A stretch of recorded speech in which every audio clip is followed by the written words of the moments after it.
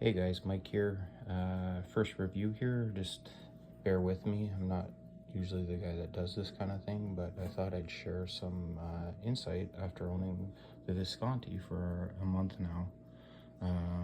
Pretty unknown brand, so I thought I'd share a bit more of my views on it after owning it and compare it with my panerai, as both of these actually have a bit of ties together. So panerai, Italian brand, moved to Switzerland. Most of you know this. And when they left, a brand called Anonimo actually hired on a couple of the workers that were left behind by panerai and their shop and tools, from what I read. So some of the early Anonimo models were actually made by some of the original panerai workers with tools and materials that they left. Now, Anonimo, I wish I had my old Anonimo here, did the same thing as panerai. They left Italy to move to Switzerland, and their quality kind of went downhill a little bit. And when they did that, apparently, it's very hard to find information on this brand, but apparently they did the same thing that panerai did. They took on the workers that Anonimo left behind, some which were original panerai workers and whatever stuff they left behind as well. And I actually read that all three companies worked out of the same manufacturer in Italy. Don't quote me on this, it's very hard to find information, but searching the web I found a couple of forums that mention the same thing. So it's not factual, it's stuff I've read. So let's get into it. This guy, a very unique watch, and what caught my eye on it was the bezel. I'm dying to get my hands on a clerk hydroscaff where the bezel looks like that. Now the difference between that is this bezel. It's actually a step-up bezel. It has the top bezel and then this grippy part right here, and openings at 12, 3, 6, and 9. So when you're rotating the bezel, you have places where you can grab onto. So you see, your thumb can actually grip it in these areas. So you're not actually turning it from the top bezel, you're turning it from the bottom bezel. It's hard to do this one hand. So you can do it from there, or when it's on your wrist, you can do it from here. The bezel action is really tight and lines up perfectly. So like panerai, 24 mil. Came on a original strap, which, hold on, I might be able to grab it from here, is a green leather and a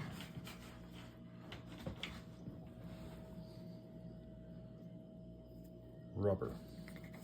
So these were the straps that came with this watch, a lot like panerai, you know, comes with leather or, you know, rubber.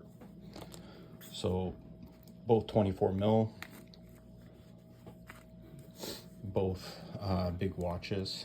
Now where Visconti really shines is, if you look at these watches head on, they look very similar in size. I would almost say the panerai almost looks bigger, but the panerai is only 44 mil. This is 48 mil.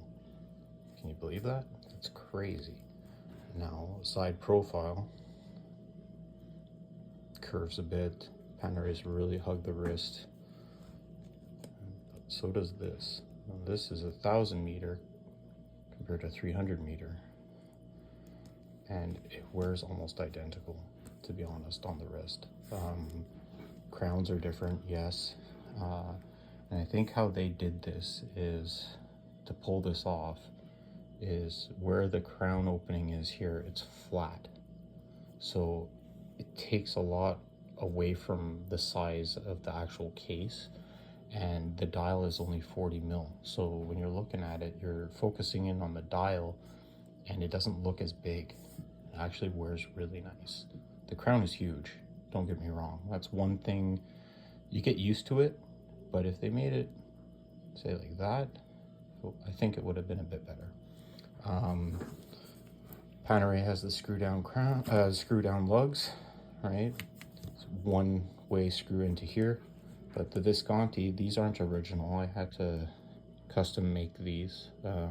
I got the part from Somal watches and grinded them to fit, but this is a lug that goes, a screw and a nut that goes on the other side, and you screw into it. The original is similar, but I believe the original, I can't find anything on it, but I believe the original is a tube with 2 screws on either side, but don't quote me on that. Back, solid case back. Screw down. This is running to spec. I think it was about 5 to 7 seconds a day that's running. So yeah, really good loom on this guy too. I can show you guys the loom on these. Just give me a second. I have this cheap little, we won't go long on this, but just to give you an idea of how these look.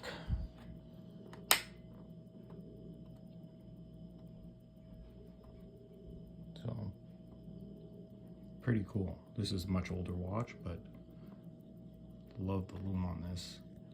How the 6 loom is sideways is really cool. And they have it on the bezel too. The hands on this are actually really cool too.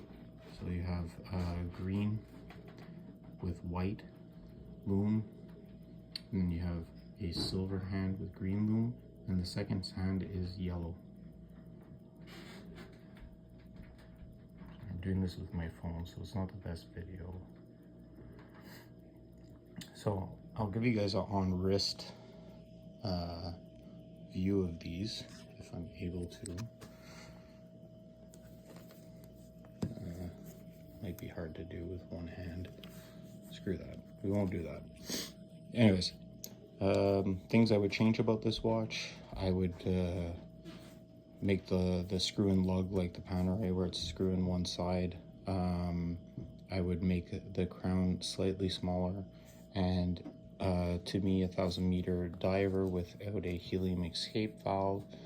It should have one just to be par with everything else. I would have loved to see, like the clerks, like a small movement window here with a helium escape valve on the back would be really cool. That's how some of the clerks do it, and I love it because it's not on the side of the case, but it's still there, and it gives something to look at the back. But all in all, the build quality of this is amazing. Prices are really affordable on them if you get lucky. So yeah, it reminds me a lot of Panerai and Anonimo mixed into one, and I love it. Anyways, thank you, boys. Cheers.